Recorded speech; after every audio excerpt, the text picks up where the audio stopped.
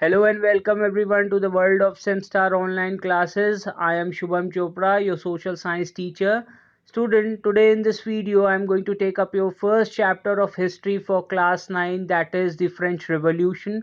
Student, in this video I am going to discuss with you the meaning of a revolution and what were the prominent causes for the outbreak of French Revolution. So starting up with the first chapter of your history, that is the French Revolution. Now first of all we'll look into the location of France on a world map, that where France is located. France is located in the continent of Europe, as you can see in this map very clearly, and it is surrounded by the countries and nations like England, Spain, Germany, Portugal around it. Now a clearer view of France. It's a map of France, the capital city Paris. Now the meaning of a revolution. Now what is a revolution? First of all, we must need to understand the meaning of revolution. The political upheaval in a nation state characterized by a great change. A revolution may result in sudden overthrow of an established government or system by force and bloodshed. Example, French Revolution. It can also be a great change that comes slowly and peacefully. Example, Industrial Revolution. So students, let me tell you the meaning of revolution. Now revolution is basically a movement which is carried out by the people of their nation to bring about a complete change in a political system, in the system, social order, the change in the social order, the political order. That means a complete change where the people are demanding now the transfer of power from a king or monarch into their hands. Now the people are demanding to take over the king. That means a revolution is an event which is taken place when people are demanding a complete change, a whole new change. They want a whole new system to be in order. That is called a revolution. So this is what happened in France also in the 18th century. Now French Revolution was the mass uprising of the people of France against the dictatorial and anti-people policies of the monarch. Now what were these anti-people policies of monarch? We'll be studying in the later slides. Now, it started on 14 July 1789 with an incident known as storming of Bastille. So your chapter also begins with this incident. And it will be preferable that you all should sit with your NCERT history book while watching this video for better understanding. So students, let's start with the introduction. Now, student, today we often take the ideas of liberty, freedom, and equality for granted, but we need to remind ourselves that these ideas also have a history. By looking at the French Revolution, we will read a small part of that history. The French Revolution led to the end of monarchy in France. A society based on privileges gave way to a new system of governance. The declarations of the rights of man during the revolution announced the coming of a new time. The idea that all individuals had rights and could claim equality became part of a new language of politics. These notions of equality and freedom emerged as the central ideas of a new age, but in different countries, they were reinterpreted and rethought in many different ways. The anti colonial movements in China and India, Africa, and South America produced ideas that were innovative and original, but they spoke the language that gained currency only from the late 18th century. That means these ideals were the base of the ideas which propagated among the rest of the world, wherever revolution took place to overthrow the colonial government, especially in the continents of Asia and Africa. Even in India also we have adopted into our constitution the ideals of liberty, freedom, and equality from the French Revolution only.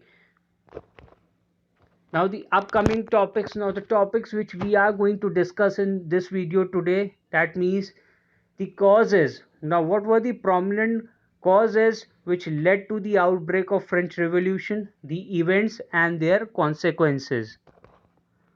Now the first cause, political cause. Now the political cause. Now what were the political causes which led to the outbreak of French Revolution?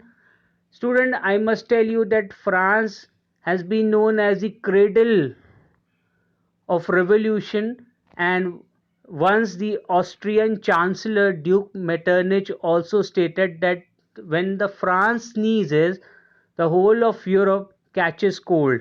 That means every revolution, every change took place from France, and even France helped the 13 American colonies to get freed from their arch rival Britain. That means France helped to establish the first ever democratic state, that is the United States of America, and even in the establishment of that state, France has its hands. That means France is whole and sole responsible for bringing about changes not only in Europe but in rest of the world as well. So, what were the political causes which led to the outbreak of French Revolution? This is what we are going to discuss. Now, in 1774, we have to look back in history when Louis XVI, that is, of the Bourbon family of king, ascended the throne of France. Now, he became the king at an tender age of 20. That means he was very young when he got the throne, and he was married to Austrian Princess Marie Antoinette, who always interfered with the administration. Now he ruled as an absolute monarch.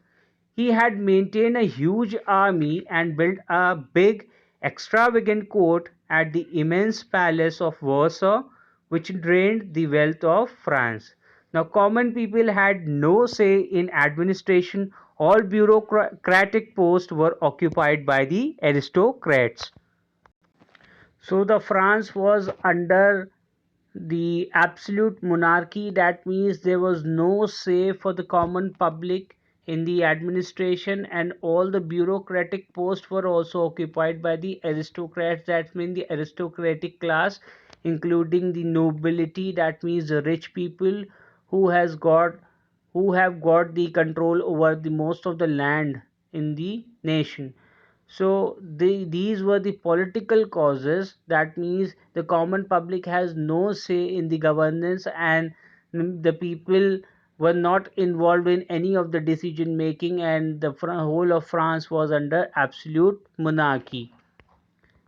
Now the State General of 1789, now there was a political body, even though it was an absolute monarchy, but still there was a political body existing during that time in France, and it was known as State General, to which three states sent their representative to discuss contemporary issues.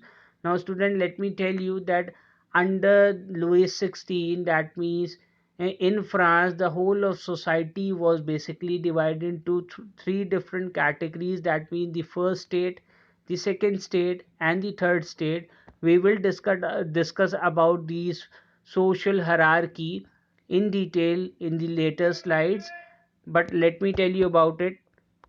The three different classes among the society, that means the whole of society was bifurcated into three different classes. The first state was supposed to be known as clergy, second state was known as the nobility, and the third state comprised of big businessmen, merchant, court officials, lawyers, etc., peasants and artisans, small peasant, landless labor, servants, and farmers. So this is how the whole of society was divided. Now, however, the monarch alone could decide when to call a meeting of this body. The last time it was done was in the year 1614. So this meeting was last called more than 100 years ago by the king himself. Each state had one vote irrespective of the number of representatives. Now, even though the number of representative, which we will be discussing in the later slides, that the number of representative in the third state, because third state comprise 90% of the total population, it has got 600 representatives in comparison to the other two states, which have got only 300 members each in their group, in their state, but still each state has got only one vote. That means one vote each of the three states. Now, the state general had power to increase the taxes. Now, these state general have got the power to increase taxes. That means from the last 100 years, the taxes were not increased, but finally just before the happening of French Revolution, because of the economic pressures, the tax was supposed to be increased. We will have a better understanding of all these incidents in the later slides ahead. Now, first, let's discuss about the social causes. Now, what were the social causes? First, that the French society in the 18th century was divided into three states, that is, the clergy, nobility, and common people. Yes, this is what I was talking about previously about the social hierarchy. That means how the society was divided under King Louis XVI, and how the society was supposed to be known as, the system was supposed to be known as the feudal system, and it was recognized by the name as old regime, which was followed in the whole of France. Now, the French society in the 18th century was divided into three states, that is, the clergy, nobility, and common people. The member of the first two states enjoyed privileges by birth.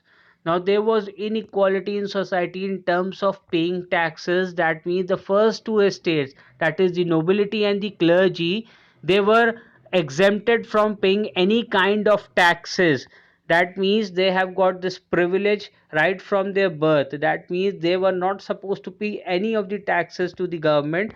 Only the third state, which comprised around 90% of the total population, was supposed to pay taxes.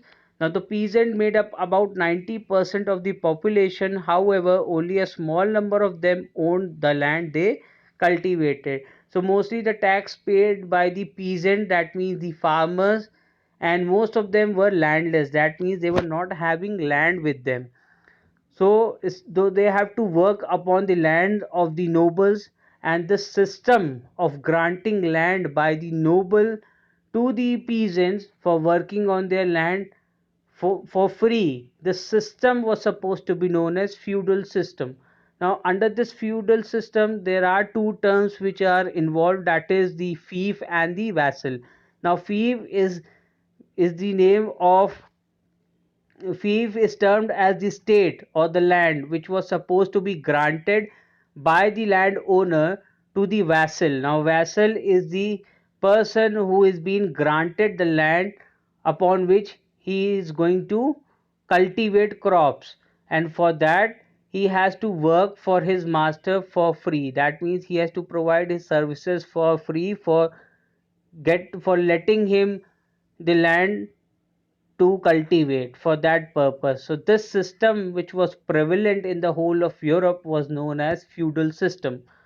Now, under this system, the peasant were supposed to work for free for their landowners, that is the masters, and they were also supposed to pay them revenue, land revenue, in terms of giving them 1/10 of their total produce to the church, and also providing them rent as well as land revenue for using the land of the nobles.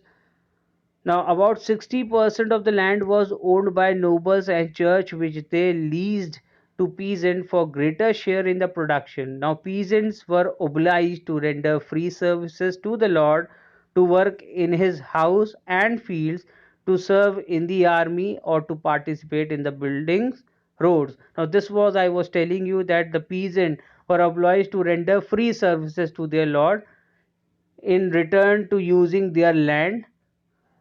Now, to work in his house and field, and to serve in the army, or to participate in building roads. That means they have to render free services to their nobles, to their masters. Now, as you can see in this diagram, that feudal pyramid of power, food and services given to the knights, the vassals, then protection and military services, noble, then king grant land to nobles, noble is granting land that is fief to the vassals, and vassals are providing land to the peasants. Now students, we are going to study till here in this video. In the next video we'll be discussing the other causes of for the reason for the outbreak of French Revolution. Till then, keep learning, keep watching.